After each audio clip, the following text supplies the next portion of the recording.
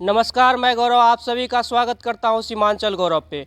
अभी हम उस कैंपस में हैं, उस मंच पे हैं जिन्होंने हिंदी भाषा क्षेत्र में, हिंदी साहित्य के क्षेत्र में इतिहास रच दिया, इतिहास को बदल दिया। वो देख सकते हैं आप, जो है ये साहित्य मंच है, रेणु साहित्य मंच। तो आज हम जो है फानेश्वर नाथ रेणु साहित्य मंच के कैंपस में है और ये कैंपस देख सकते हैं काफ़ी पुराना बिल्डिंग है, लेकिन आप इसके ऊपर देख सकते हैं पेंट जो चढ़ा हुआ है नया चढ़ा हुआ है। साथ ही साथ इन अभी जो इनका संचालन कर रहे हैं उनसे आपको हम मुलाकात करवाएंगे। ये देख सकते हैं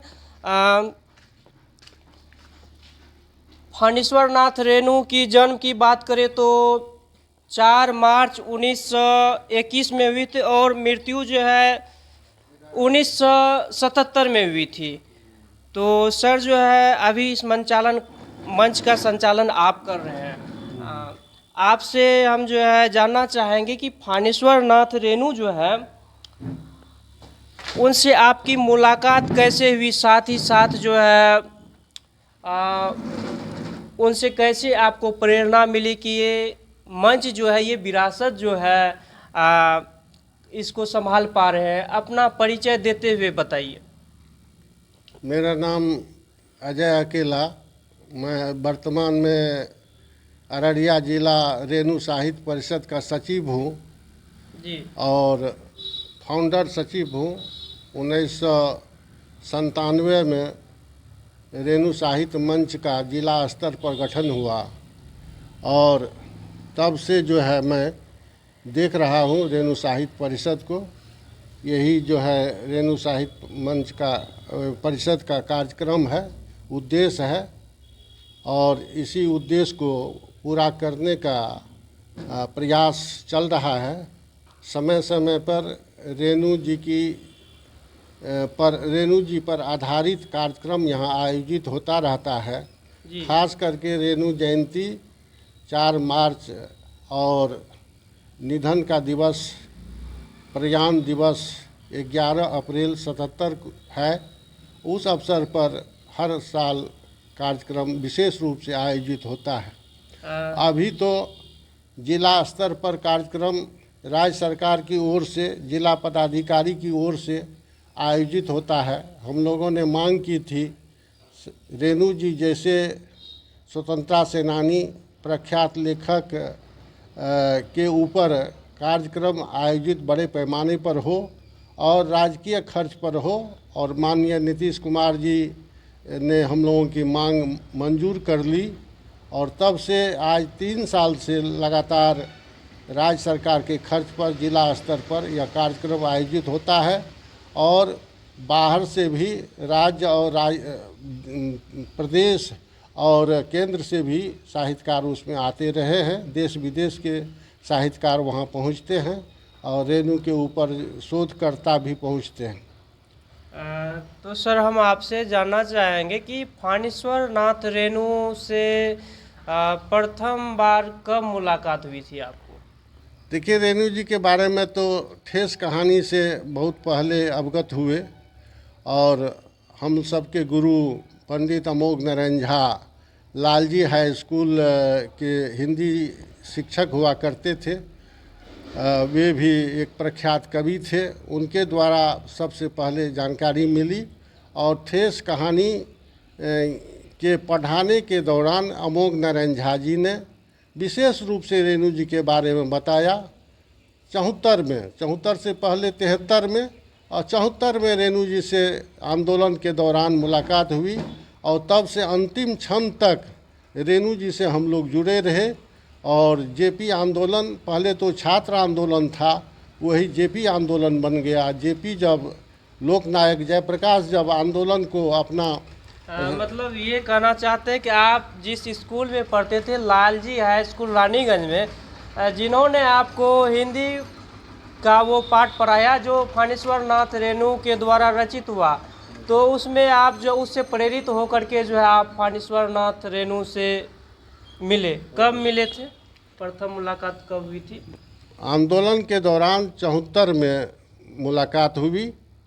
9 अगस्त 1974 को बाढ़ पीड़ितों के सवाल को लेकर के फारबिसगंज प्रखंड मुख्यालय का घेराव हुआ था। जी जी।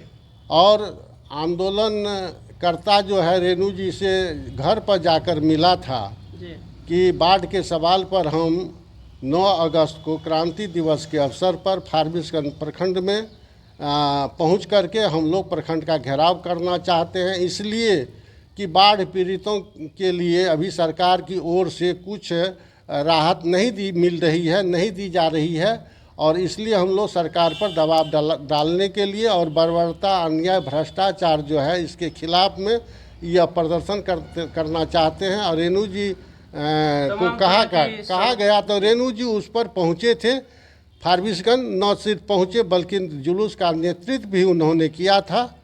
और एक लंबी कहानी है। फिर हम लोगों की मांग जब अनसुनी कर दी गई तो हम लोग रेणु जी सहित जो है धरना पर बैठ गए थे फारबिसगंज प्रखंड मुख्यालय में, जहां से रेणु जी की गिरफ्तारी हो गई, हम लोगों की गिरफ्तारी भी हुई।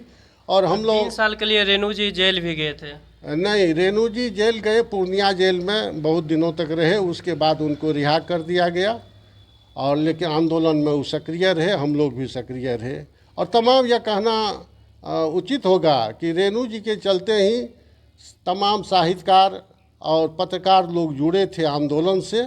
और आंदोलन में जैसे जुगनू सारदे, जैसे नागार्जुन जैसे कवि इसमें शिरकत किए थे, और साहित्यकारों को भी गोलबंद करने का काम रेणु जी ने किया था। तो रेणु जी के साथ आप आंदोलन किए, साथ ही साथ उसके साथ आप प्रोटेस्ट भी किए, तो कैसा उसके साथ संबंध आपका उस टाइम में रहा? बहुत अच्छा रहा जी। ये हम लोग अभिभावक मानते थे, चूँकि हम लोग इसी जगह के वे भी साहित्यकार हैं। हिंगना और राही सिमराहा फारबिसगंज अंचल के में पड़ता है, और इस नाते से हम लोग अभिभावक मानते थे, लेखक से पहले अभिभावक। वैसे तो वे विश्वविख्यात लेखक थे ही। जी बिल्कुल। तो रेणु जी की 3 शादियाँ हुई थी। तो कभी उनके पत्नी से मिलने का आपको मौका मिले? हाँ मिले, बल्कि वहाँ रहे, मरणोपरांत तक वहाँ उनसे मुलाकात हुई पद्मा रेणु से। और पद्मा रेणु से बहुत आशीर्वाद मिलता रहा है हम सभी को। और इस इलाके में जब भी कोई साहित्यिक आयोजन होता है तो वहाँ लोग पहुँचते हैं, अभी भी पहुँचते हैं। पद्मा रेणु के समय में विशेष रूप से पहुँचते थे। कई बार पद्मा रेणु के साथ दूसरे साहित्यिक समारोह में भी जाने का मौका मिला। रेणु जी के द्वारा रचित कहानी पे बहुत सारी फिल्में भी बनी है, तो आप कोई फिल्म देखे हैं? एकदम देखे हैं। तीसरी कथम पहले देखे हैं, उसके बाद महिला अंचल सीरियल भी देखे जी। उसके बाद रसप्रिया पर एक छोटी फिल्म बनी, वह भी देखे। उसकी शूटिंग में भी गए थे हम लोग देवघर, और वह भी देखे। जो कि रेणु जी हमारे मित्र हैं, रेणु जी के बड़े पुत्र, जिसके चलते एक घरेलू रिश्ता रहा है उस परिवार से। रेणु जी का राजनीतिक संबंध और मुद्दा कैसा रहा? क्योंकि आपने राजनीति की भी बात की थी, जेपी आंदोलन, जैसा कि जेपी आंदोलन 1970 में 1974 में इनका गठन हुआ था। गठन 70 में हुआ था, 1970 में इनका गठन हुआ था। और जो है कौन चीज़ का? जेपी आंदोलन का नहीं 74 में प्रारंभ हुआ। 18 मार्च 74 से 18 मार्च 1974 से जेपी आंदोलन की शुरुआत हुई। तो उस टाइम में आप भी उनके साथ थे, तो क्या बदलाव उस टाइम में मिला? जेपी आंदोलन जैसे कि उसमें उतार चढ़ाव आया, उसके बाद 1977 में इंदिरा गांधी की सरकार गिरी, तो किस तरह की उस टाइम में जो है रणनीति थी? देखिए, छात्र आंदोलन पहले प्रारंभ हुआ 3-4 मुद्दों को लेकर के। पढ़ने लिखने वाले विद्यार्थी को बढ़ावा मिले, स्टाइपेंड मिले, और छात्रावास की उत्तम व्यवस्था हो, पढ़ाई लिखाई की उत्तम व्यवस्था हो, और भ्रष्टाचार कदाचार के खिलाफ में वह आंदोलन शुरू हुआ था। और उस पर बर्बरतापूर्ण सरकार का रवैया रहा, लाठियां चली, और बहुत छात्र शहीद भी हो गए। और इसके बाद जेपी को रहा नहीं गया। उस समय कदम कुआं में चरखा नारी चरखा संघ में जेपी का निवास अभी भी है, वहीं रहते थे। और जेपी को जो यह संदेश मिला तो जेपी ने विरोध किया कि यह छात्रों के ऊपर बर्बरतापूर्ण लाठीचार्ज अन्याय है और इसलिए सरकार को सोचना चाहिए। अगर सरकार नहीं संभली और छात्रों की मांग नहीं मानी गई तो हम छात्रों का मार्गदर्शन करेंगे। तो वही हुआ भी, छात्रों का मार्गदर्शन भी किए। कहीं न कहीं जेपी जी आ गए सत्ता में। तो जैसा कि आप रेणु साहित्य मंच का संचालन कर रहे हैं, यहाँ पे ये विरासत जो है इसको बचा करके रखे हुए हैं, जो बिहार की और पूरे देश की धरोहर है, इसको बचा करके रखे हैं। तो वो साहित्यकार थे, कभी आपको पुस्तक लिखने का मन हुआ? देखिए, रेणु जी से ही प्रेरणा मिली। यद्यपि हम लोग बड़े नहीं साहित्यकार रहे और नहीं उतनी ख्याति रही, लेकिन रेणु जी के साथ संगति का प्रभाव पड़ा और ख़ास करके अमोघ नारायण झा जी जैसे हिंदी के और रेणु जी के मित्र हुआ करते थे, उनका मार्गदर्शन मिला तो कुछ न कुछ लिखना प्रारंभ किया। ढेर सारी इधर उधर खबर छपी भी है विभिन्न पत्रिकाओं में। पुस्तक के रूप में अभी तक में 4 पुस्तक मेरी प्रकाशित है। यह है रच दो इतिहास नया, और ये आप लिखे हैं? हम लिखे हैं जी। और कौन सी पुस्तक? और बिगुल नामक पुस्तक भी छपी जिसमें गीत है। यह है बिगुल और यह गीत है, गीत संग्रह है 74 आंदोलन के दिनों में और बाद में जो घटनाक्रम हुआ जी। उस पर आधारित यह गीत है। यह पुस्तक है रच दो अब इतिहास नया। और ये आपने लिखा है? हाँ, और नाटक है कल हमारा है। तो यही सब पुस्तक है। और नव जागरण नामक एक काव्य संग्रह है, जो किताब सब नष्ट हो गई। अभी 3-4 किताब जो लिखे हैं उसमें से 2-3 किताब ही उपलब्ध है। नाटक कल हमारा है और यह रच दो अब इतिहास नया, यह भी काव्य संग्रह है। जेपी आंदोलन के दौरान हम लोगों ने जो चाहा था, जो हम लोगों का उद्देश्य था, उसी उद्देश्य के संदर्भ में यह काव्य संग्रह है। जैसा कि जेपी आंदोलन की बात किए, तो अभी वर्तमान राजनीति की बात करें तो वर्तमान समय में समाज के लिए, देश के लिए, विश्व के लिए भारत का कौन सा ऐसा चेहरा है जो कि बेहतर है, या फिर जो है अभी वो चीज़ नहीं हो पा रहा है जो होना चाहिए? देखिए, जेपी आंदोलन जिन उद्देश्यों को लेकर हुआ और छात्र आंदोलन जिन कार्यक्रमों को लेकर हुआ, वह कार्यक्रम अधूरा रहा। जेपी के उद्देश्य अधूरे रहे, जेपी के सपने अधूरे रह गए। कुछ मायने में उसी आंदोलन से नीतीश जी आए, लालू जी आए, रामविलास जी आए, ढेर सारे लोग आए। लेकिन नीतीश जी उन तमाम नेताओं में से जो जेपी आंदोलन के सिपाही रहे, जेपी आनंद मोहन जी, तो कुछ मायने में जेपी के उद्देश्य को, कार्यक्रम को, जो उनकी चाहत थी उसको पूरा करने का काम नीतीश जी ने किया है। सरकार की तरफ से जो है कहीं न कहीं सहयोग हमेशा रही है। एकदम सरकार का सकारात्मक। हम ये चीज़ जानना चाहते हैं, आप भी पुस्तक लिखे हैं, कहीं ना कहीं रेणु जी के मार्ग पे चलने का काम किया, तो वर्तमान जैसे कि उनका टिप्पणी राजनीति भी पे भी रहता था, तो वर्तमान में आप किस पार्टी को, किस दल को देखते हैं अच्छे तौर पे? देखिए, रेणु जी सिर्फ लेखक नहीं थे, बल्कि वे सबसे पहले एक क्रांतिकारी थे। बिल्कुल। स्वतंत्रता सेनानी रहे और सिर्फ अपने देश की आज़ादी के लिए ही उन्होंने काम नहीं किया, लड़ाई नहीं लड़ी, बल्कि अपना देश स्वतंत्र हुआ तो उसके बाद पड़ोसी देश नेपाल में प्रजातंत्र की स्थापना के लिए जो संघर्ष हुआ था, उस संघर्ष में रेणु जी ने बढ़ चढ़ कर हिस्सा लिया था। बल्कि वहाँ पहाड़ के वादियों में ट्रांसमीटर रेडियो का भी संचालन उन्होंने किया था, उद्घोषक का भी काम उन्होंने पहाड़ की चोट। भारत में किस पार्टी को देखते हैं आप? देखिए, भारत में विभिन्न पार्टी हैं। वर्तमान में हम लोग तो स्वतंत्र रूप से अभी चल रहे हैं। आज व्यक्तिगत अच्छाई के आधार पर हम लोग साथ देते हैं किसी न किसी उम्मीदवार को। अभी वर्तमान में कोई पार्टी हमारी नहीं है। व्यक्तिगत हम लोग और आनंद मोहन जी स्वतंत्र हैं। फ्रेंड्स ऑफ आनंद एक संगठन तैयार करके कार्यक्रम चला रहे हैं, सामाजिक कार्यक्रम रचनात्मक कार्यक्रम यही हो रहा चल रहा है। सांस्कृतिक कार्यक्रम के द्वारा जो है समाज में जागृति लाने का प्रयास हो रहा है। रेणु फानेश्वर नाथ रेणु के द्वारा रचित कोई एक आप जो है दोहा सुना दीजिए जो कि वर्तमान समय में समाज के लिए राजनीति के लिए जो है प्रेरणादायक हो। देखिए, रेणु जी तो मूल रूप से लेखक थे, लिखने का काम किए। प्रारंभ में जो है उन्होंने यह काम किया था, कविता उन्होंने की थी।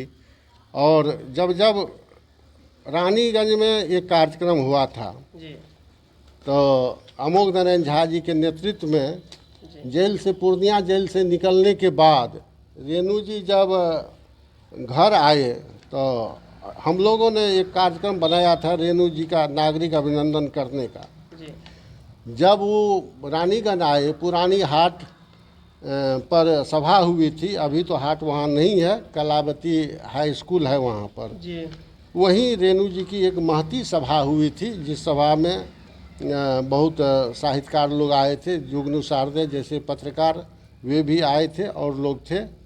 तो वहाँ रेणु जी का हम लोगों ने अभिनंदन किया था। मैंने कविता की थी, उसमें यह है, साहित्य और संग्राम बने, साहित्य और संग्राम बने जिनके जीवन का उभय पक्ष, संपूर्ण क्रांति की चिंतन धारा नाच गई जिनके समक्ष।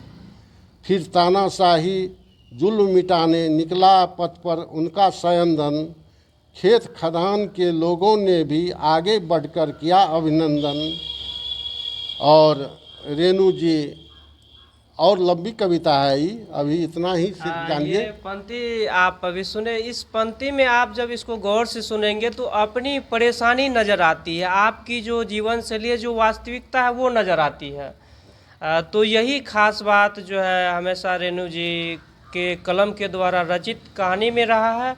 और सर आपसे हम ये रिक्वेस्ट करेंगे कि आप जो लिखे हैं पंक्ति, आप अपने कलमों के द्वारा पंक्ति भी एक बार गुनगुना दीजिए, जो कि सभी के लिए, हम सबों के लिए प्रेरणादायक हो।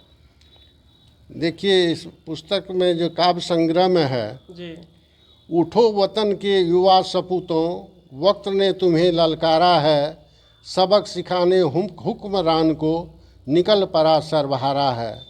ए सोने वाले हमराही जगो जगो अब भोर हुआ, दिनकर की किरणों से देख मचा हलचल इयोर हुआ।